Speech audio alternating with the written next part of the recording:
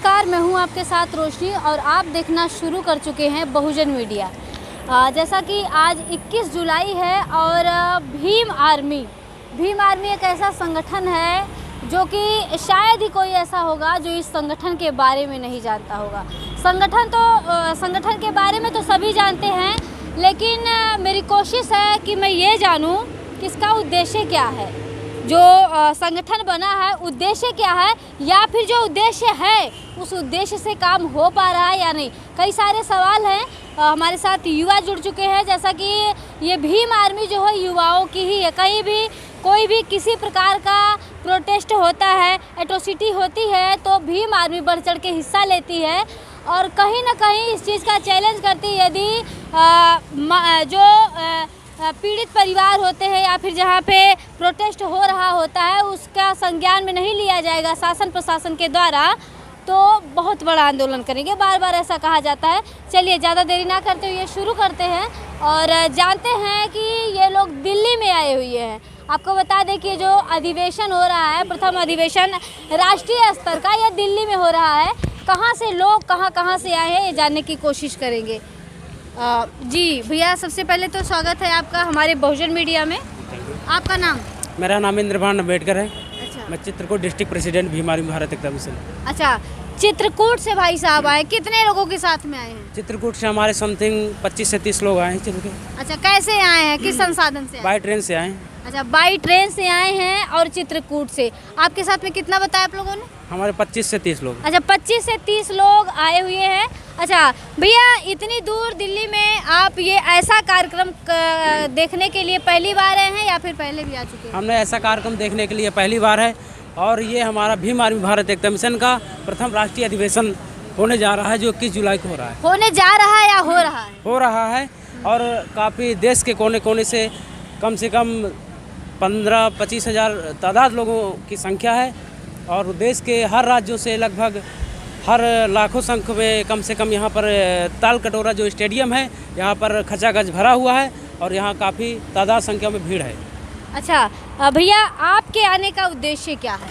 हमारा आने का उद्देश्य जो हमारा भीम आर्मी संगठन जो SC ST OBC माइनॉरिटी के लिए, जो उनके हक एवं अधिकार के लिए जो लड़ाई लड़ रहा है, हमारा इस देश में जो मनुवादी सत्ता है उनको व्यवस्था परिवर्तन करने के लिए, जो मनुवादी सत्ता है उनको उखाड़ कर फेंक देने के लिए हमारा भीम आर्मी भारत एकता मिशन एवं आज़ाद समाज पार्टी काम कर रही है। हम अपनी आज़ाद समाज पार्टी की सत्ता लाके हमारा अपने देश में व्यवस्था परिवर्तन करके और अपने हक एवं अधिकार की, जो हमारे SC ST OBC के हमारे माइनॉरिटी के जो अधिकार हैं, हम उनके हक और अधिकार के लिए लड़ सकें और अपने SC ST OBC भाइयों के लिए हम न्याय दिलवा सकें। चलिए, दो चीज़ें इन्होंने कही। आपने कहा भीम आर्मी संगठन और कहीं ना कहीं राजनीतिक पार्टी की बात करें तो आज़ाद समाज पार्टी। आप किससे ज़्यादा प्रभावित है, संगठन से या पार्टी से? मैं फिलहाल भीम आर्मी भारत एकता मिशन से हूँ।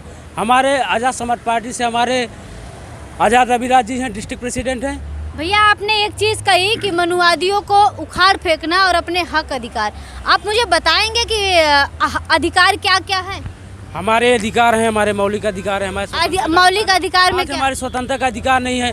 आज हमारे लोगों के ऊपर अन्याय अत्याचार होता है। आज अगर हम लोग अपने क्यों होता है? क्यों होता है? क्योंकि ऐसी मनवादी सत्ता है, उनको लगा है कहीं ना कहीं अगर हम आज हमारे बहुजन समाज के लोग अगर जागरूकता हो रहे हैं कि आए दिन आने वाले समय में हमारी जो आने वाली पीढ़ी है कहीं ना कहीं हमारी राज्य करेगी, उनको लगता है कि ऐसा ना होने पाए और पुरानी व्यवस्था में ही जीते रहे। अच्छा, आपको लगता है कि जिस तरीके से काम हो रहा है आप शासन सत्ता में आ जाएंगे? हमें लगता ही नहीं, पूरा विश्वास है। जो हमारे बड़े भाई चंद्रशेखर आज़ाद जी जिस तरह से संघर्ष कर रहे हैं, जिस तरह से हमारी पूरा युवा टीम संघर्ष कर रही है, हमें पूर्ण विश्वास है कि हम जल्द से जल्द सत्ता परिवर्तन करके हम अपने SC ST OBC भाइयों को संघर्ष करके पूर्ण रूप से व्यवस्था परिवर्तन कर सकते हैं। चलिए, सवाल करूंगी तो भाई साहब फंस जाएंगे ज़्यादा, इसलिए ज़्यादा सवाल नहीं करूंगी। देखिए, कहना बड़ा आसान होता है, बात आती है संगठन की। जब संगठित ही नहीं होंगे लोग तो कहाँ से शासन सत्ता में आ पाएंगे।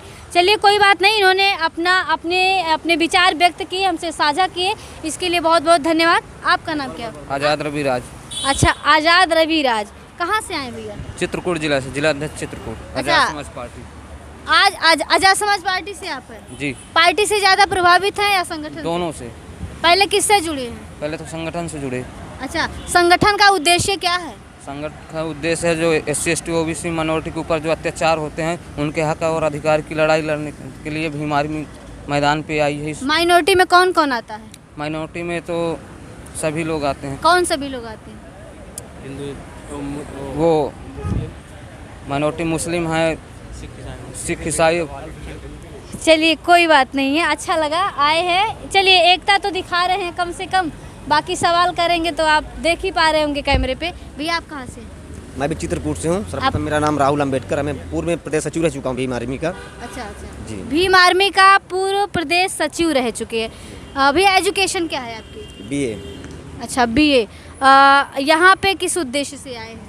हमारा एक उद्देश्य है, एक मकसद है कि जो हमारा समाज है SC/ST OBC जो माइनॉरिटी 85% है, यानी 6743 जातियाँ, जी उनको एकत्रित करके हमें अपने समाज के जो शोषण, अत्याचार, अन्याय, असमानता, भेदभाव, छुआछूत, ऊँच नीच जो ये भावनाएं फैली हुई हैं हमारे समाज के बीच में, उन पे बदलाव ला के जागृत करना और अपने बहुजन समाज को सत्ता तक ले जाना, ताकि हम अपनी आवाज़ को, अपने हक अधिकार के लिए समान रूप से लड़ सकें।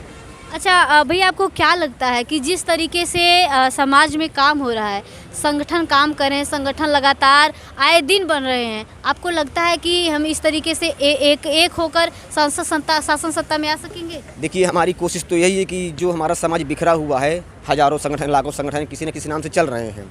हमारा एक उद्देश्य सबको एक न एक दिन मेहनत करके, कड़ी मेहनत करके, प्रयास करके सबको एक मंच पे लाके खड़ा किया जाएगा। कोशिश तो यही जारी है और हमें पूर्ण विश्वास है कि अगर ऐसा ही चलता रहा तो एक दिन सफलता जरूर मिलेगी और हम सत्ता में आएंगे, ये परिवर्तन होगा। आप अपने चित्रकूट जिले में कितने लोगों को संगठित और एकत्रित कर पाए हैं? शायद है कि हम 2-4 हज़ार लोगों को समझा चुके हैं, चल भी रहा है काम, चल भी रहा है, लोग जाग रहे हैं, समझ रहे हैं, क्योंकि जो पुराने हमारे बुजुर्ग हैं वो पुरानी विचारधारा से जुड़े हुए हैं।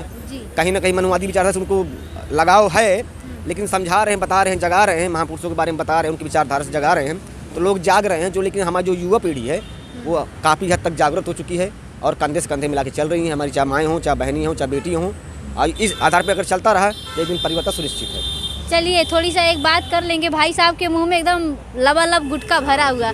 भैया लिखा होता है गुटखे के पन्नी पे कि गुटखा खाने से कैंसर होता है, जानते हुए भी आप लोग गुटखा खाए जाते, दबाए जाते हैं, इंटरव्यू दे रहे हैं, फिर भी मुंह में गुटखा भरा है। आप जब इसके प्रति अवेयर नहीं हो रहे हैं, तो बाकी कैसे हो सकेंगे? उम्मीद कैसे की जाए? मैंने पहले भी बताया है कि अगर कोई चीज़ की लगन लगी हुई है तो उस चीज़ को आहिस्ते आहिस्ते छोड़ा जा सकता है। अगर परिवर्तन कर रहे हैं तो यकीन है हमें कि हम गुटखा भी छोड़ सकते हैं। अच्छा, छूट जाएगा गुटखा? बिल्कुल।